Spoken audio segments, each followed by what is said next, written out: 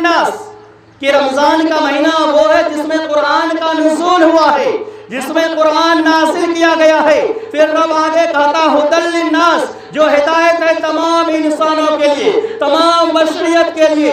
یہ قرآن ایسی کتاب ہے اگر کرسچن بھی پڑھے تو اس کے لیے ہدایت کا سامان ہے، جب مسلمان پڑھے تو اس کے لیے بھی ہدایت کا سامان ہے، منافق پڑھے تو اس کے لیے بھی ہدایت کا سامان ہے، ایک غیر مسلم پڑھے تو اس کے لیے بھی ہدایت کا سامان ہے۔ میں آپ کو ایک واقعہ سناتا ہوں، ہمارے استاد محترم ایک واقعہ ایک دفعہ قرآن کی تفسیر پڑھاتے ہوئے سنائے تھے۔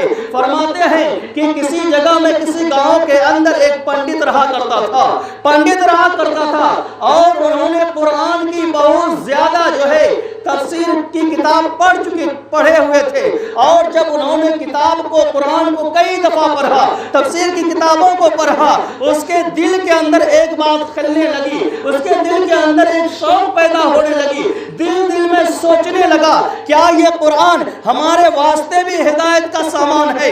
دل میں سوچنے لگا کیا محمد عربی صلی اللہ علیہ وسلم ہمارے واسطے بھی آخری نبی بن کر کے آئے ہیں؟ ان کے دل کے اندر یہ سوالات پیدا ہو چکے ہیں، یہ سوالات انہیں ورغلا رہا ہے، دل میں سوچ رہا ہے کیا قرآن ہمارے واسطے بھی ہے؟ کیا نبی محمد صلی اللہ علیہ وسلم آخری پیغمبر ہے، مسلمانوں کا نبی ہے؟ کیا وہ میرے بھی نبی ہو سکتے ہیں؟ وہ اسی تذبذب میں رہتے ہیں۔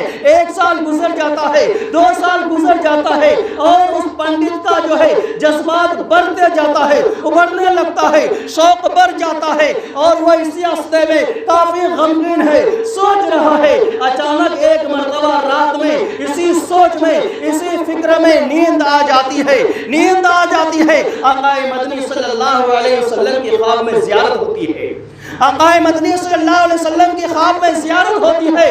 وہ پنڈت جی سے آقا کہنے لگتے ہیں کہ اے پنڈت، تو سوچ رہا ہے کیا میں تمہارے واسطے بھی نبی ہوں؟ کیا جو کتاب میرے اوپر نازل ہوئی ہے جسے قرآن کہتے ہیں، وہ کتاب میں کیا تمہارے واسطے بھی ہدایت ہے؟ تو پنڈت سن لے، میں تمہارے واسطے بھی نبی ہوں، مسلمانوں کے واسطے بھی نبی ہوں، دنیا کے اندر جتنی بھی قومیں آباد ہیں میں تمام قوم کے واسطے نبی ہوں، اس لیے کہ رب نے مجھے رب نے وما ارسلناک الا رحمۃ للعالمین بنا کر کے بھیجا ہے۔ کسی بھی ذات کا ہو، کسی بھی دھرم کا ہو، کسی بھی مذہب کا ہو، میں تمام انسانیت کے لیے، تمام بشریت کے لیے میں نبی بنا کر بھیجا گیا ہوں، اور رب نے مجھے جو کتاب دیا ہے وہ کتاب بھی عام ہے، کسی ذات کا ہو، کوئی ایسا بھی انسان ہو، وہ تمام انسانوں کے لیے، تمام بشریت کے لیے ہماری کتاب ہدایت کا سامان لایا۔ سوچنے کا مقام ہے۔ اس پنڈت کا خواب کے اندر سے شک ختم ہو جاتا جب بیدار ہوتا ہے، سوچنے لگتا ہے کہ واقعی میں جو خواب دیکھا ہوں یہ سچ ہے، جو میں نے خواب میں محمد رسول اللہ کو دیکھا یا صحیح ہے یا غلط ہے۔ اس وقت کے بڑے علماء سے وہ ملاقات کرتے ہیں، اور علماء کے پاس پنڈت جی اپنی باتوں کو رکھتے ہیں کہ میں نے کافی سالوں سے میرے دل کے اندر یہ خیالات تھے، اور میں نے اتفاق سے فلاں رات کو میں نے نبی کو خواب میں دیکھا ہے۔ کیا یہ صحیح ہے کہ ایک انسان نبی کو دیکھ سکتا ہے خواب کے اندر؟ تو علماء نے کہا کہ آپ جو کہہ رہے ہیں وہ صحیح ہے، اس لیے کہ آقا نے فرمایا ہے، حدیث مبارکہ کے اندر آقا نے فرمایا ہے کہ اللہ تبارک و تعالیٰ نے شیطان کو طاقت نہیں دیا ہے کہ وہ کسی نبی کی روح دھارن کر سکے، کسی نبی کی روح اختیار کر سکے۔ اگر آپ نے نبی کو دیکھا ہے تو برحق آپ نے خواب میں نبی کو ہی دیکھا ہے۔